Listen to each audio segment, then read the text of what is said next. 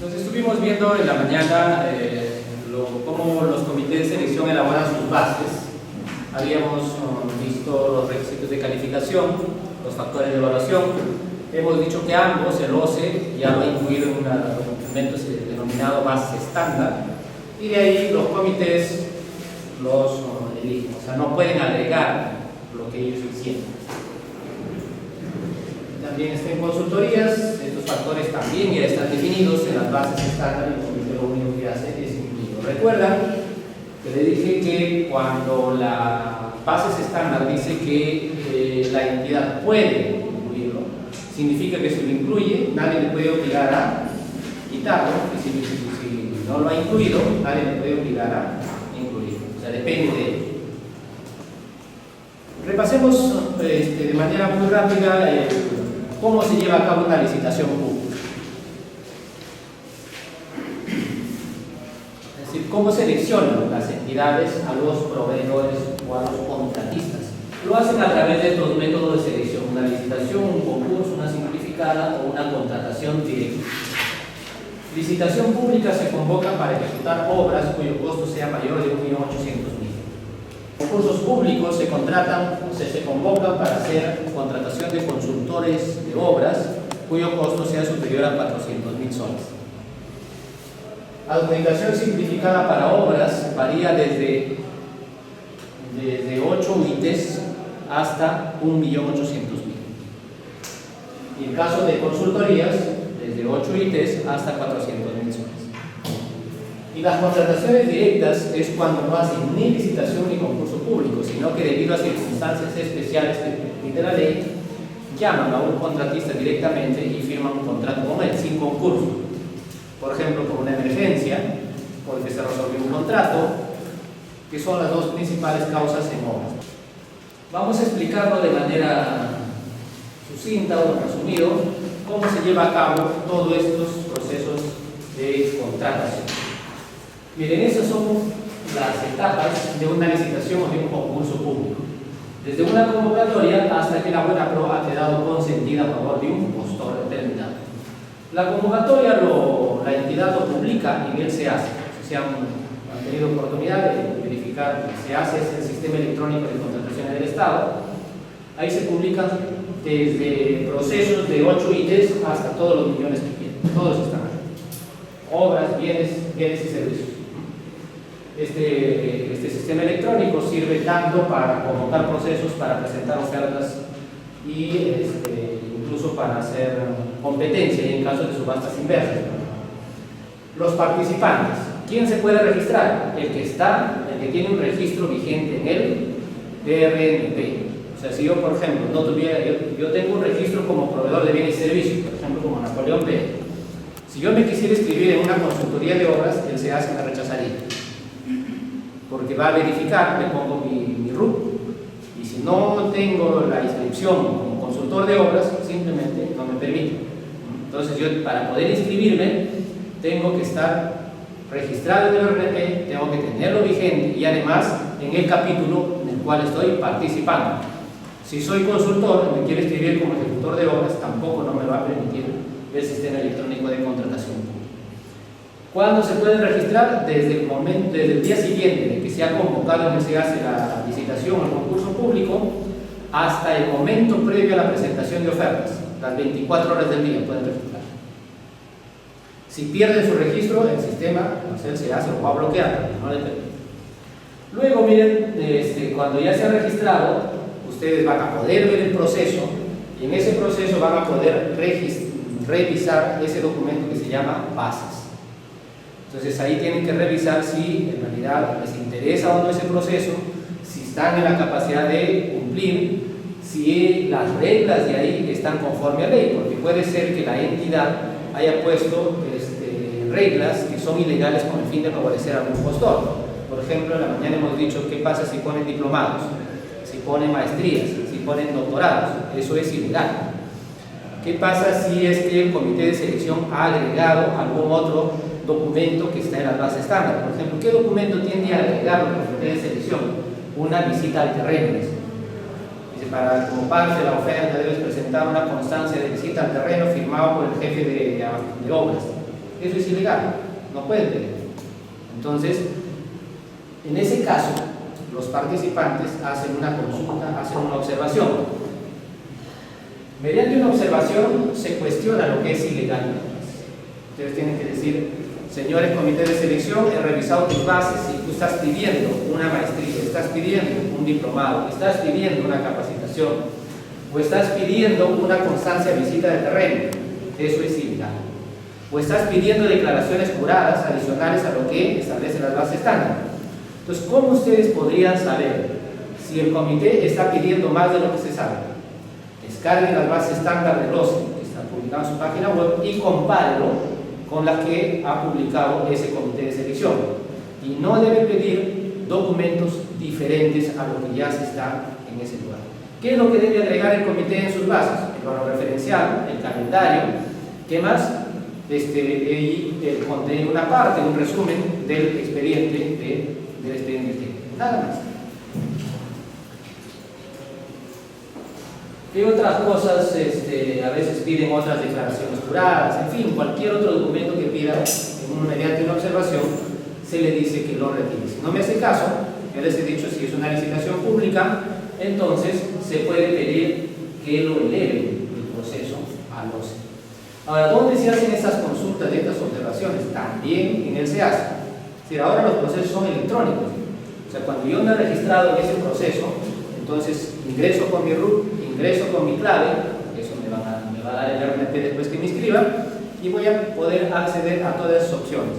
Entonces hay una opción hacer consultas, empiezan a hacer su observación, su consulta, van grabando una tras otra y después la envían. Cuando hagan observaciones es fundamental, es importante que digan qué norma legal se ha vulnerado, porque si no podría el comité delegarse a responder.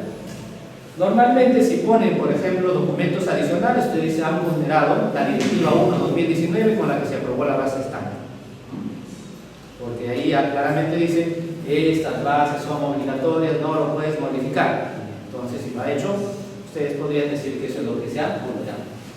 Ahora, esta elevación de observaciones es cuando el comité se ratifique en algo que es ilegal.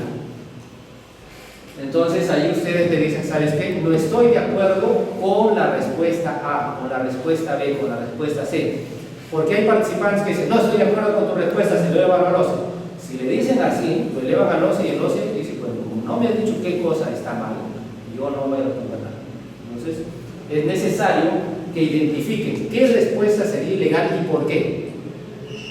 ¿Dónde se presenta esta elevación de observaciones? No se presenta por el SEAS. Hay que ir todavía a la entidad, a su mesa de partes, por escrito y presentarlo. En el reglamento que ya estaba vigente, que ya está vigente, decía que se va a pagar, pero todavía el OCE no ha puesto una tasa. En la modificación de hoy hacen énfasis ahí, parece que la próxima semana probablemente ya esté siendo, ya no sea gratuito este trámite, sino probablemente le pongan un precio. Por ahora es gratuito, porque para poder cobrar tiene que estar en qué documento. Una entidad puede cobrar algo siempre que esté en su TUPA. O sea, en el TUPA del OCE no estaba, pero aparentemente esta semana o la próxima podrían ya incluir. Pero este trámite no procede en adjudicaciones simplificadas.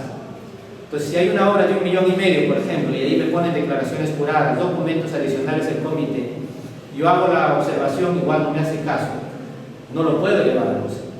¿Qué se puede hacer en ese caso?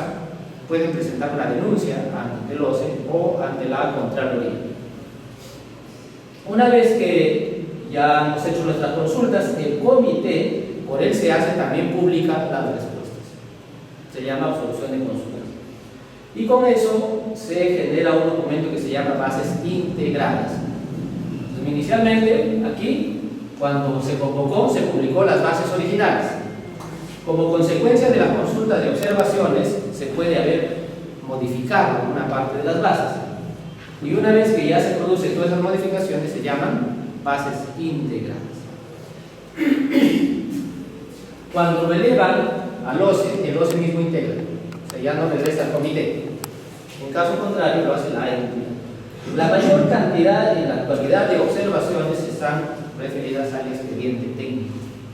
Tengo un amigo que está participando en un proceso, en unas licitaciones en un gobierno regional, les ha llegado 600 observaciones. De esas 600, por lo menos 580 son del expediente. Claro, muchas veces se repiten, porque como están participando varios postores, entonces encuentran el mismo error y empiezan a hacer los cuestionamientos, ¿no? Y lo que también deben tener en cuenta, ¿quién responde a estas consultas y observaciones? Cuando es de los factores de evaluación, por ejemplo, si es que estuvieran pidiendo las certificaciones, esas cosas lo responde el comité. Pero cuando son de los requisitos de calificación, cuando son del expediente técnico, del valor referencial, de la modalidad, lo debe responder la oficina de infraestructura. Es decir, el comité recibe la consulta, pero la traslada al área usuaria, que dice el reglamento. Porque es el expediente técnico quien lo ha aprobado, la oficina de obras, ¿no es cierto? Por lo tanto, ellas tienen que responder. Tendrá que hacerse de repente algunas coordinaciones con quién, con el proyectista, para ver si su expediente está mal hecho, hay que modificarlo, etc.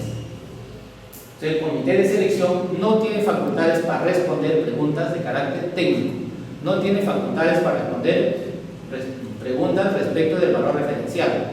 Recibe y lo traslada al área usuaria para que ésta analice la consulta, la observación y la responda. Una vez que tenemos ya las bases integradas, entonces los que están interesados, los que creen que pueden cumplir con las bases, presentan su oferta. ¿Cómo lo hacen? Lo escanean y lo presentan también en el SEACE. No, ahora ya no hay que ir a entregarlo a la entidad nada. Antes, cuando se entregaba en mesa de partes, no sé si por acá habría ocurrido, pero en otras zonas del país, los esperaban en la plaza de armas, en la puerta de la institución, con una pistola, y tenías que darte media vuelta con nosotros, no te dejaban avanzar. Entonces ahora ya no es necesario, simplemente registran su proceso en el SEACE. Mira lo que están haciendo algunas en un comité, lo que ha hecho. Han registrado, digamos, 10 ofertas y solo ha revisado 5. ¿Y por qué lo ha hecho? Porque tiene a tener la esperanza de decir, porque ¿qué pasa si no me revisan mi oferta? Yo lo registro, yo tengo mi constancia simplemente del SEACE que ahí dice ya fue enviado. ¿Y qué pasa si al comité no le da la gana de revisar mi oferta? Solo lo revisa de 5 y de 5 no revisa. Entonces yo tendría que presentar un recurso de apelación. Pero este comité supone que como no han abierto mi oferta, yo no tengo derecho a apelar, porque la norma dice que quien tiene derecho a apelar es el postor. Y postor es de quien se ha revisado su oferta. Pero en realidad yo me convierto postor del momento que mi oferta quedó válida en él, se hace. Por lo tanto, igual lo va a resolver el tribunal y seguramente con denuncia a Contraloría por haber hecho ese acto ilegal. Entonces, la presentación de ofertas es para revisar si han cumplido o no con las declaraciones juradas que han presentado los postores, y luego se admite la oferta, luego se evalúa para dar puntaje. Si es el precio, entonces al precio más bajo se le da 100 puntos y al resto una regla de 3 inversa. ¿Qué pasa si todos han presentado a 90%? Él hace el sorteo. O sea, miren, ahora los comités ya no tienen, antes también doblaban su papelito, ahora simplemente han sorteado, te digo, han empatado y le dices al SEACE, aplica el sorteo. Inmediatamente hace el sorteo y ya hay un ganador. Una vez que ya tenemos el cuadrito, con esto se elabora un cuadro, quién quedó primero, segundo, tercero, y a los 2 primeros se los califica. ¿Qué significa calificar? Revisar los requisitos de calificación. ¿Se acuerdan que dijimos? Solo la experiencia del postor, el personal clave y la maquinaria, que también son 2 requisitos de calificación, no lo revisa el comité de selección. Es más, el postor no presenta nada. Entonces, ¿qué requisito de calificación solo se revisa? Lo revisa el comité, la experiencia. Es decir, si han pedido, dice, quiero que acredites experiencia en obras similares por una vez de valor referencial. Revisarán los contratos y sus sus liquidaciones para ver si cumplió. ¿Y qué significa respecto de residentes? Hemos dicho que también vamos a calificar al residente, a los especialistas, a si presentaste o no la maquinaria. Estos requisitos de calificación adicionales lo va a revisar ya el departamento de logística, la oficina de logística, para la firma del contrato. Verán que es bastante sencillo, ¿no? De modo tal que si es tan sencillo, tan simple, ¿por qué lo hacen tan complicado muchas entidades? Ya lo hacen a propósito, con el fin de ver qué requisito más le pongo, qué invento para sacar a tal o cual proveedor. En determinado momento, a lo mejor hasta le van a encargar al SEACE que también hagan la evaluación y la calificación. ¿Ustedes creen que es posible o no? ¿Será posible que un algoritmo pueda revisar los contratos y decir si son similares o no? Ya está en capacidad. En este momento los algoritmos por ejemplo, los algoritmos de Google, los algoritmos de IBM, los algoritmos de Facebook, los algoritmos de Amazon, tienen tal capacidad de lectura y de aprendizaje que este trabajo sería pan comido para ellos, ¿no? Los algoritmos, en este momento, por eso se llama inteligencia artificial, porque a diferencia de la programación, los algoritmos tú le das un poco de información y luego aprenden a una velocidad impresionante, así que hacer este trabajo para los algoritmos sería pan comido. Y si seguramente en determinado momento los comités o las entidades siguen poniendo barreras a los contratistas, en determinado momento podría ser que esto dé un paso más y todo este proceso le encarguen a un algoritmo. Y seguramente ya no habrá tantos inconvenientes, ¿no? Bueno, y finalmente, el que cumple, le otorgamos la buena. En realidad no se puede visualizar, hay que pedir se llama el acceso al expediente de contratación. Yo me voy a la entidad y le digo, quiero que me permitas revisar el expediente de contratación. Y ellos tienen un día de plazo para permitirme revisar. Para darme copia se pueden demorar más. Ahora, para revisar este expediente no es que me dan de todos los postores, solamente me dan de los que pasaron la calificación. Por ejemplo, si aquí se presentaron 10, pero a 5 no le admitieron, de esos 5 que no se admitieron, no lo puedo revisar. Solamente se puede revisar de los que pasaron la calificación. ¿Y cuántos calificamos? ¿Cuántas ofertas hemos calificado? Solo 2. Por lo tanto, puedo ver el mío y la que quedó segundo. Y el que quedó segundo puede revisar el mío. Y estos señores, los que no fueron admitidos, sí pueden revisar las ofertas de mí y el que quedó segundo. Entonces, ¿cuál es la finalidad de revisar del primero y segundo? Ver si efectivamente le han dado la buena pro con que ha cumplido con todos los requisitos, para ver si puedo o no impugnar ese resultado. Entonces, los que quedan, o sea, los cuyas ofertas no se admiten, que consideran que están mal evaluadas o consideran que están mal calificadas, tienen derecho ¿a qué? A presentar un recurso de apelación. ¿Dónde se presenta? Si el costo es mayor a 50 UITs, se presenta ante el Tribunal de Contrataciones del Estado. Y uno de los requisitos es presentar una garantía. ¿Por cuánto? Por 3% del valor referencial. ¿Qué pasa si pierdo el recurso? También pierdo el 3%. Entonces, si yo me voy a un recurso de apelación, debo estar seguro que tengo la razón. No solamente es porque me gustó el resultado de manera subjetiva. Bueno, entonces, esto es lo que hemos comentado. Aquí hemos preguntado cuánto va a costar. Probablemente en los siguientes 15 días sepamos cuánto va a costar este cambio. Las ofertas se presentan a través del SEACE. ¿Qué se verifica al admitir una oferta? Básicamente declaraciones juradas. El comité de selección no tiene otra cosa que hacer, es revisar las declaraciones juradas. ¿Qué pasa si las declaraciones juradas están incompletas? Debe darle plazo por el SEACE mismo. Le dice, ¿sabe qué? Tu declaración jurada está incompleta, no viene. Y le debe dar un plazo de hasta 3 días para subsanar. ¿Qué se verifica? Entonces, ¿para qué se evalúa? Para dar puntaje. ¿Qué pasa si, por ejemplo, han pedido que acredite certificación anticorrupción, eso 9.000, 18.000 o 14.000? Y yo no he presentado la certificación, también es subsanable. ¿Qué se puede subsanar de mi oferta? Las declaraciones juradas y los formatos de las bases estándar, salvo la que contiene la oferta económica. Todas las demás declaraciones se pueden subsanar, inclusive la firma. Si me olvidé de firmarlo, bueno, me van a dar plazo para subsanar. Pero si yo me olvidé de presentar documentos con los que acredito factores de evaluación o requisitos de calificación, eso no se puede subsanar, a menos que eso lo emita una institución pública o privada ejerciendo función pública. Por ejemplo, supongamos que me han pedido, ni siquiera ese ejemplo, pero supongamos que el título profesional, eso lo voy a evaluar más adelante en logística, pero ¿qué pasa si me olvidó de presentarlo? Me olvidé. Eso sí se puede subsanar, porque el título profesional, ¿quién lo emite? Una universidad pública, una universidad privada, cumpliendo función pública, por lo tanto se puede subsanar.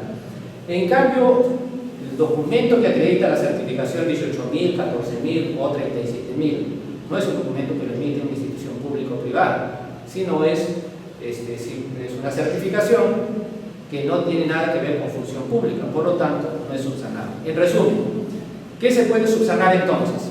1. Puedo subsanar formatos de las bases estándar, salvo el de la oferta económica. ¿Qué más? Puedo subsanar errores tipográficos. Por ejemplo, en vez de poner licitación pública 5, he puesto licitación pública 3. También se puede subsanar. ¿Qué se puede subsanar? Las rúbricas, los sellos, las firmas. En el único documento que no se puede subsanar la firma es en la oferta económica.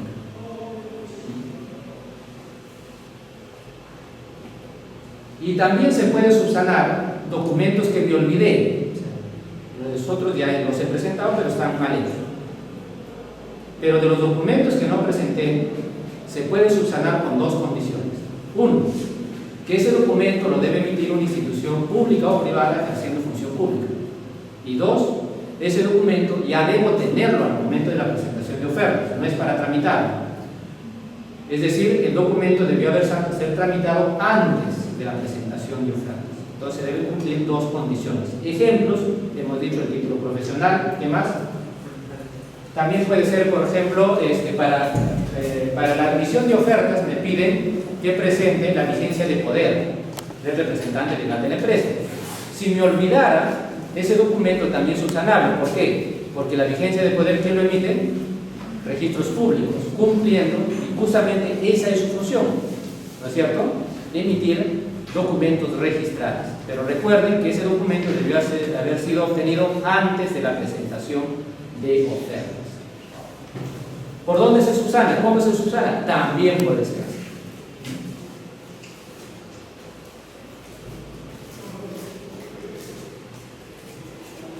Si es el único factor de evaluación del precio, regla de 3 inversa. 4 ofertas en bienes y servicios, en obras solo 2. ¿Qué pasa cuando hay empate? Sorteo. Pero ¿qué pasa cuando hay empate y se trata de un concurso público para una consultoría de obras? Ahí hay una etapa previa para el empate, que es verificar quién tiene mejor puntaje técnico. ¿Qué significa eso? Que en obras hay solo un puntaje, ¿no?, del que acabamos de ver, pero en consultorías todavía hay 2, porque el comité revisa primero la oferta técnica y luego la oferta económica, y a cada uno le da 100 puntos, y luego le aplica un coeficiente de ponderación. Entonces, en consultorías se prefiere la oferta técnica que tenga más puntaje. Entonces, si eso ocurre, ese señor gana. En caso contrario, también vamos al sorteo. Eso es en licitación y concurso público. En una simplificada hay la probabilidad de que haya MIPES. Entonces, si por ejemplo es una obra de hasta 1.800.000 soles y hay empate, antes de ir al sorteo se ve si hay empresas MIPE, y además, si es empresa MIPE, es una empresa acreditada con personal con discapacidad. Si fuera así, ella gana. ¿Cómo obtiene esas dos condiciones? MIPE se debe inscribir en la página web del Ministerio de Trabajo y obtener su REMIPE, su registro de micro y pequeña empresa. ¿Cómo se obtiene la condición de empresa promocional con discapacidad, tiene que ir a la Dirección Regional de Trabajo, a hacer sus trámites y le deben entregar una constancia. Entonces, si ha presentado sus dos documentos y hay un empate, entonces ella gana. En caso contrario, nuevamente va al sorteo.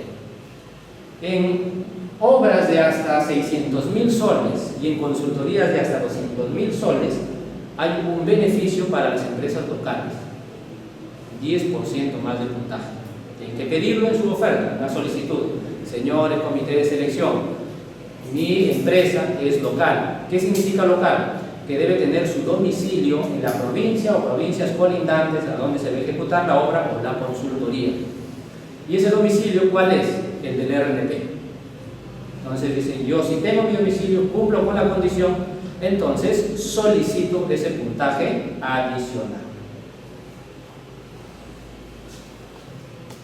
¿Cómo se califican las ofertas de un consorcio? ¿Qué es un consorcio? Un consorcio es un contrato de dos o más empresas que se asocian con la finalidad de ejecutar ese contrato. Uno puede poner experiencia, otro puede poner personal, uno puede poner dinero, en fin, ¿no es cierto?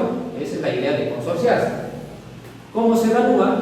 Por ejemplo, su experiencia. Supongamos que ustedes son una empresa nueva, recién han formado su empresa para ejecutar obras.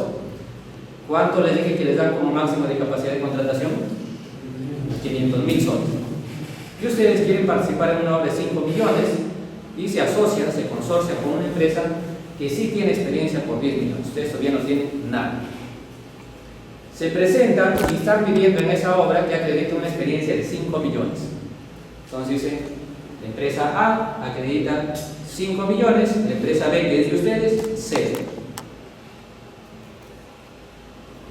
¿Cumple o no cumple con el requisito de calificación?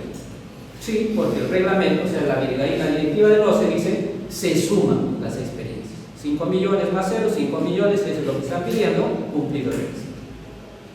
Ahora, ¿y qué pasa si, por ejemplo, están pidiendo las certificaciones? La 18.000, 14.000 o la 37.000. En ese caso, dice que por lo menos cada uno de los consorciados debe tener una de las certificaciones por lo menos. Entonces, ahí sí no vale que no solo lo cumpla, ¿no? Si van a formar un consorcio, tengan cuidado en lo siguiente. Primero, para consorciarse con alguien es porque ustedes confían en esa otra persona. Recuerden que aquí hay dinero de por medio. No, pero que es mi amigo, mi pata del alma. Miren, con el consorcio pueden perder su pata del alma. Porque cuando hay dinero de por medio, entonces pueden haber problemas más adelante si es que no hay dinero, no hay ganancia, si es que no se administran bien los recursos. Por lo tanto, deben que poner las cosas muy claras cómo van a gestionar ese contrato de consorcio. Segundo, si se contrata con una empresa que ya existe en el mercado, asegúrese que esa empresa no le tiene deudas a la SUNAT o no tenga en Infocor para ver que no esté pedido por alguna otra empresa, porque ya ha ocurrido que han firmado consorcios, han ganado la buena pro, su primera valorización embargada. Después, recuerden que se va a presentar una garantía de incumplimiento. Hay que sacarlo de un banco, de una financiera. ¿Qué pasa si ustedes le ceden la administración del contrato de obra o de la consultoría a su socio y lo hace mal? Le resuelven el contrato y les van a ejecutar la carta fianza, es decir, el cumplimiento. Van a ejecutar esa carta fianza. Y por supuesto, el banco va a recuperar ese dinero. ¿Y de qué lo va a recuperar? Va a recuperar de todos los integrantes del consorcio. A él no le interesa si uno solo lo presentó, va a buscar a todos y a todos los va a denunciar. Es bueno consorciarse, pero verifiquen bien las condiciones de los socios con los que quieren hacer, ¿no? Ahora, ya hemos conversado en la mañana respecto de las especialidades, de las categorías que deben tener, y hemos dicho también en qué caso no pueden consorciarse. Bueno, ¿qué contenido debe tener una oferta? Y también, básicamente, declaraciones juradas. A. Suponiendo que van a consorciarse y van a presentar el personal plano, residentes, especialistas, y de ellos le están pidiendo experiencia. Ya ganaron y después hacen una verificación y resulta que la experiencia de alguno de sus profesionales no es cierta. Pero resulta que ese personal lo aportó tu socio. También le van a sancionar a la persona que no aportó el personal. Sí, a menos que en la promesa de consorcio, pues tienen que elaborarlo bien, es decir, la empresa A aportó los documentos A, B, C, D, E, es decir, constancia de trabajo número tal, constancia. Tiene que detallar, no importa que su promesa de consorcio tenga 3 páginas. Pero si ustedes ponen, nos hemos consorciado para presentar esta oferta, nada más, después el tribunal dice, aquí yo no sé quién aportó esos documentos falsos o inexactos, así que todos a la hora, todos sancionados. Y hay un montón de empresas que han sido sancionados por no redactar bien ese documento llamado promesa de consorcio. ¿Cuál es el documento, cuál es la infracción que más cometen las empresas en construcción? Documentos falsos y documentos inexactos, pero más que todo son documentos inexactos. ¿En qué se diferencia un documento falso de un inexacto? Un documento falso es aquel que lo ha emitido quien no debía. Por ejemplo, ustedes pierden su DNI y en vez de ir a pedirlo a RENIEC, lo piden a una sucursal de la corporación ASAN. Se lo falsifican. O cuando ha sido adulterado su contenido. Es decir, era un documento original, pero con la finalidad de darle de repente un valor mayor, lo han adulterado abundante. En cambio, los documentos inexactos son aquellos que normalmente lo emiten los llamados documentos emitidos de favor. Causita, voy a participar en una licitación, pero me están pidiendo experiencia y no tengo. Pues no seas maldito, emíteme un certificado de trabajo. Ya no hay problema. A quien corresponde el ingeniero fulano de tal, trabajó como residente en esta obra por 2 años. O lo hizo con eficiencia, transparencia y firmado. Y ustedes justo se presentan, y se presenta también otra empresa, o un personal que lo conoce, y dice que ahí no trabajó nunca. Entonces, esos documentos, miren, sí lo ha emitido la empresa, lo ha firmado, pero no son ciertos. Entonces, eso se llaman documentos inexactos. De los residentes y los supervisores en la actualidad es muy fácil darse cuenta si fueron o no residentes o supervisores. ¿Dónde pueden encontrar esa información verídica? En la página, en el aplicativo InfoObras. Ahí cuando buscan la obra, buscan y van a ver, ahí está el nombre del residente, está el nombre del supervisor, de qué fecha a qué fecha. Así que esa es información oficial que se puede contrastar fácilmente con la que dice la constancia o el certificado de trabajo.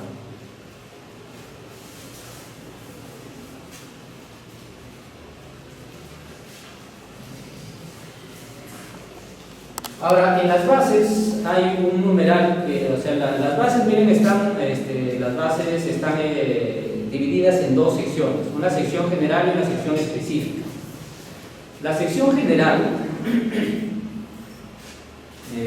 no se puede modificar. Cuando puedan, revisen unas bases, descarguen lo que se hace. Y no se puede modificar porque el OCE lo que ha hecho es transcribir lo que dice el reglamento ahí. ¿Qué hay ahí? Dice cómo se hace una consulta, una observación, cómo se presenta un recurso de apelación, qué requisitos debe cumplir el residente, el supervisor, y eso ya es el reglamento. Por lo tanto, eso no se puede modificar.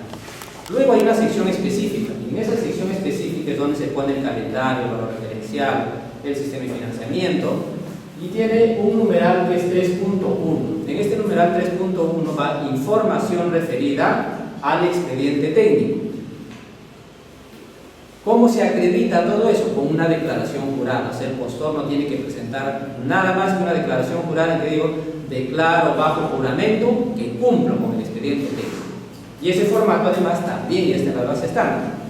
Pero en este numeral 3.1 muchos comités ponen información adicional que deben presentar. Que presentan una declaración jurada, que presentan otro documento.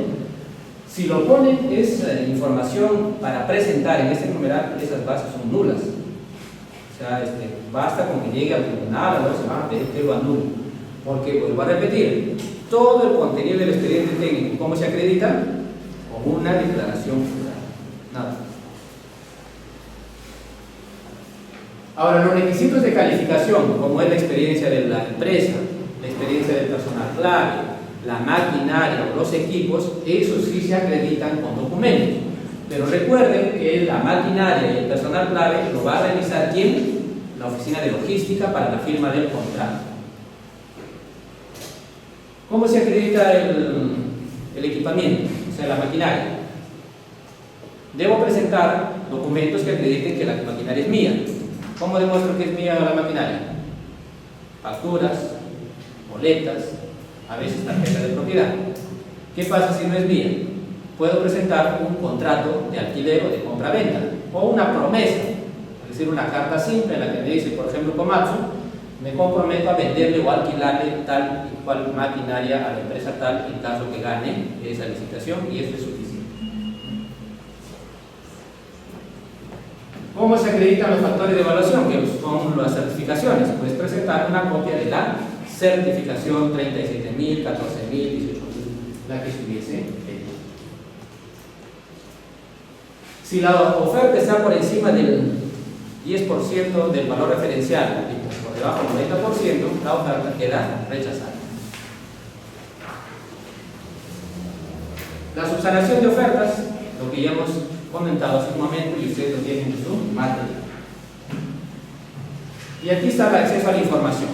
Una vez que la buena pro, una vez que se otorgaba la buena pro, efectivamente, los proveedores tienen, o sea, los postores que participaron, tienen derecho a acceder a revisar el expediente de contratación, salvo aquellas ofertas que no hayan sido calificadas. Y también podría ocurrir que no les den información que el postor lo ha considerado confidencial. Pero cuando se publica la oferta, cuando voy a publicar mi oferta en el SEAS, hay una opción para poder registrar qué documentos de las que estoy presentando son considerados confidenciales para mí como empresa. Yo creo que eso va a poder empezar a aparecer cuando se empiecen a hacer las obras con diseños del contratista. Los contratistas podrían tener algunos diseños que son propiedad intelectual de ellos y que no quieren que los demás lo vean. Entonces, eso tampoco no podrá ser visualizado por las otras empresas. O también aquella información que tenga carácter de confidencial, reservada o secreta por una norma legal. En obras no hay, pero si trabajaran, por ejemplo, en un hospital y alguien les pidiera que les den las historias clínicas de los pacientes, ellos tienen información reservada. ¿Qué pasa si una autoridad, por ejemplo el comité de selección, diría: yo no te creo que esa obra lo hayas hecho o que lo hayas ejecutado, a ver, quiero que me presentes tus libros contables, tu declaración de impuestos del año pasado? Tú le puedes contestar muy fácilmente, decir: tú no tienes ninguna autoridad para pedirme esa información. La información bancaria y la información financiera, la información tributaria es reservada. Y solamente le puede exigir que lo haga pública un juez, nadie más. ¿Cómo se pide el acceso a esta información? Con una cartita: señor comité de selección, quiero revisar las ofertas. ¿Cuál es el plazo para atender la solicitud? Un día. ¿Qué pasa si no te atienden? Como ocurre muchas veces. Una consulta.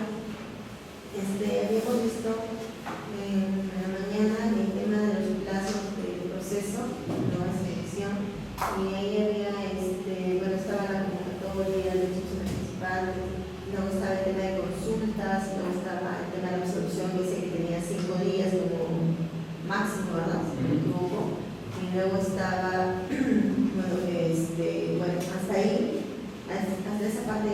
Supongamos que en las consultas se haya colocado una observación al diseño, supongamos, ¿no? Eso pienso yo que el comité no lo va a poder absolver, sino que lo va a tener que llevar al proyectista o la persona que lo ha elaborado. Esos 5 días, supongamos de que tenga razón, que se haya obviado, qué sé yo, esa solución que cambie tal vez un poco la concepción técnica, ¿a qué conllevaría? Se puede ampliar el plazo para que el comité responda. Porque no, que decía 22 días entre la convocatoria, o sea, dice que y la integración es el plazo teórico, ¿no? O sea, sin embargo, toda prórroga para responder tiene que estar sustentada. Pero es como en el ejemplo que les acabo de decir: el comité de selección de esas licitaciones que han recibido 600 observaciones. Es materialmente imposible responderlas todas. Entonces han prorrogado, creo que por 3 o 4 días más, haciendo ver que han recibido 600 observaciones y que están haciendo las coordinaciones con el usuario, y que por lo tanto se posterga 3 días más para publicar el pliego de absolución e integración de base. Entonces, en caso que fuera necesario hacer las coordinaciones con el proyectista, fácilmente se puede publicar ahí una postergación sustentando en el hecho de que se está tomando ese plazo para responder. ¿Qué pasa si es que se aumenta el presupuesto de obra? De hacer esas consultas, como le digo, no considerando dichas columnas de cine. Si aumenta el presupuesto, ahí lo que tengo que además es conseguir certificación presupuestal adicional, porque recuerden que la opción de presupuesto me da el presupuesto que yo he pedido. Entonces, si me dicen que hay, puedo continuar. Ahora me hacen una observación, va al proyectista, el proyectista dice sí, pues, ahí también me faltó una partida y esa partida cuesta 500.000 soles más y no tienen dinero. Y están justo en la etapa de absolución de consultas. ¿Qué se hace? Tienen que anular su proceso. O sea, ya le avisan al alcalde, no podemos continuar porque nos falta plata. Entonces el titular de la entidad anula el proceso y se retrotraerá a la etapa de elaboración de expediente técnico, de elaboración de expediente de contratación, hasta que consigan el presupuesto. Uno de los factores, uno de los cuestionamientos que siempre hay es, por ejemplo, respecto de la tabla de construcción civil, porque los jornales que se le paga a los operarios, a los peones y a los oficiales se pacta todos los años entre Capeco y la Confederación de Trabajadores de Construcción Civil, todos los años, y normalmente sube 2 soles, 3 soles por jornal. En ese caso, si el expediente, por ejemplo, lo han elaborado en abril, entonces está con precios de abril. Pero si lo van a convocar en noviembre, ya en noviembre ya cambió el precio. Entonces ahí tienen que hacer el reajuste correspondiente, porque si no les vamos a observar, porque el contratista igual va a tener que pagar lo que esté en la tabla en el momento de pagar a sus trabajadores. La oferta ganadora, es decir, la que ya fue declarada como tal, debe ser fiscalizada. ¿Qué significa? Que la entidad, ya no el comité de selección, sino la oficina de logística, empieza a cruzar información de la constancia de trabajo, los certificados de trabajo, la experiencia, en fin, toda la información que tiene para ver si son ciertos esos documentos.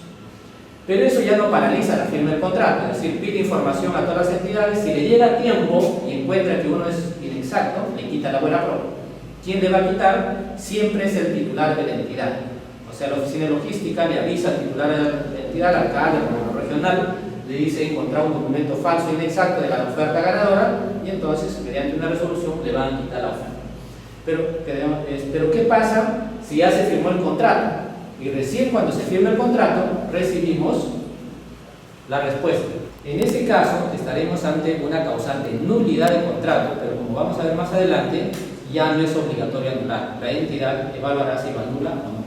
En cambio, si la respuesta de que es inexacto o falso el documento llega antes de que se firme el contrato y efectivamente hay un documento que es falso o inexacto, de todos modos se le tiene que quitar la buena prueba. Si no le quitan, es un indicio muy claro de una posible colusión. Y bueno, ¿cómo termina ya el proceso de selección? Con la firma del contrato o cuando se cancela. ¿Qué significa cancelar? Que la entidad ya no quiere hacer esa obra. De repente quería hacer un colegio chiquito y dice ya no lo hago porque la gran unidad que estaba en el otro lugar ha sido ampliada y los alumnos van a ser trasladados a ese lugar. Ya no necesita. Entonces puede cancelar el proceso de selección. ¿Alguna consulta, pregunta respecto de lo que hemos visto de las... Miren, las leyes se aplican de su vigencia hacia adelante. No habría efectos retroactivos. No son. Las leyes solo son retroactivas en 3 casos. 1, en materia penal cuando favorezca al reo. 2, en materia tributaria, cuando favorezca al contribuyente. Y 3, cuando en materia administrativa sea más favorable al administrado.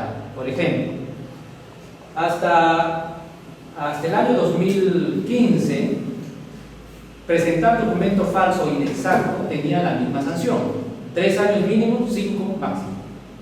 No importaba si era falso o inexacto. Pero con la ley actual, dijo no, los documentos falsos mantienen ese tiempo de sanción, pero los documentos inexactos ahora lo mínimo va a ser 3 meses y lo máximo va a ser 36.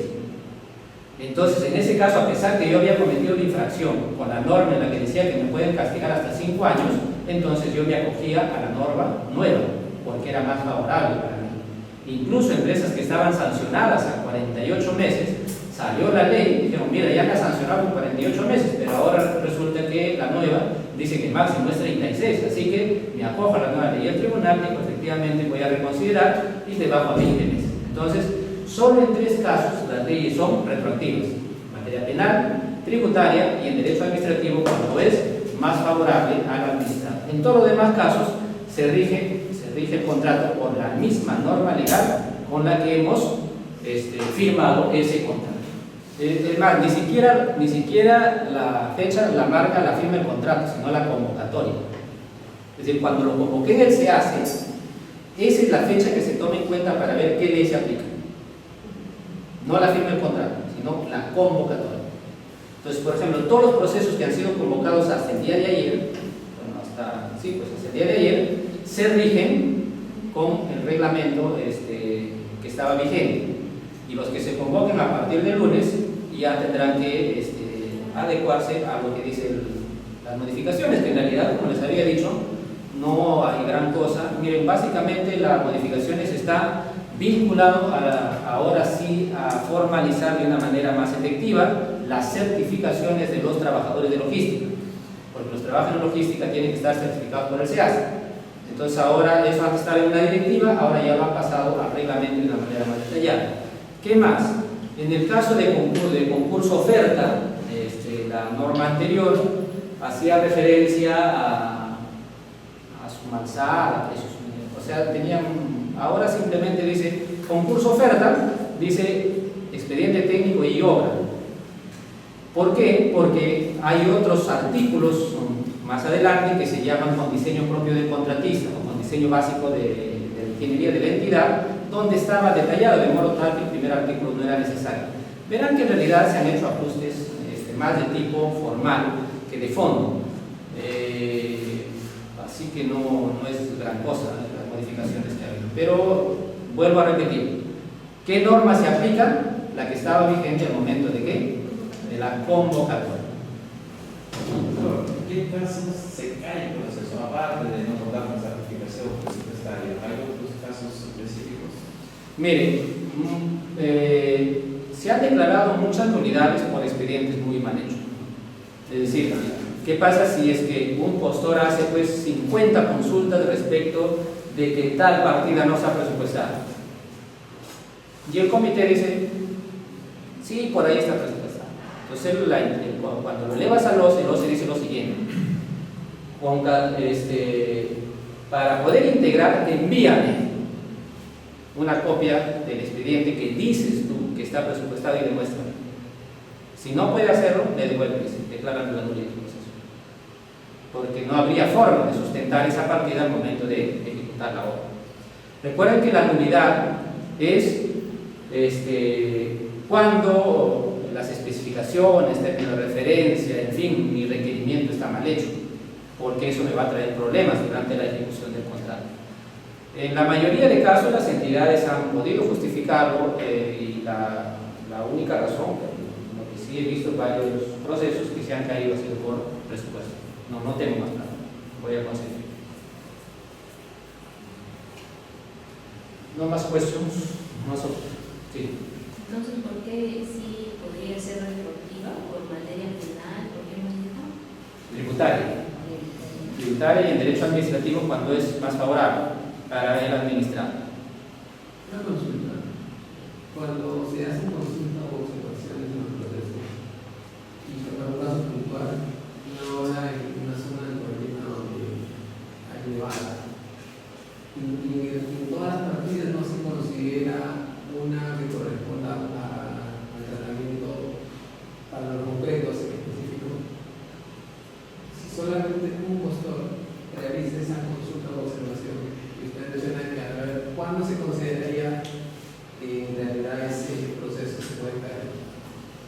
Miren, ahí, por ejemplo, si no está la partida, me dijo, y hay un postor dirigente que se ha dado cuenta, entonces le dice al comité: he revisado toda la estructura del presupuesto y no hay partida para eso. Entonces, el comité lo traslada a la oficina de obras, y la oficina de obras tiene que justificar dónde, en qué parte está presupuestada. Si no tiene, como ocurre a veces, dice: sí está por ahí la partida otros gastos. Esa es una respuesta muy típica. Entonces, yo puedo decir: demuéstrame. Y si es una licitación, ni siquiera le digo demuéstrame, lo elevo a los señores organismo supervisor. Yo he pedido que me demuestren en qué parte está y ellos me dicen en otros. Sin embargo, la partida de concreto es específica, no es como parte de otros. Y ahí es donde el OCE le pide demuéstrame. Entonces, si no puede hacerlo, le va a pedir que lo anule su proceso y que rehaga su expediente técnico. Esa parte de mandar al OCE es durante la fase de resolución y consulta, o es Sí. durante el proceso. No, es por eso. Yo hago mi observación. El comité me responde y me responde con cualquier generalidad. No despeja mi duda. Entonces ahí es donde yo le digo: eleva todo este expediente, eleva al OCE para que el OCE se pronuncie. Pero eso solamente dije que es en licitaciones y concursos públicos.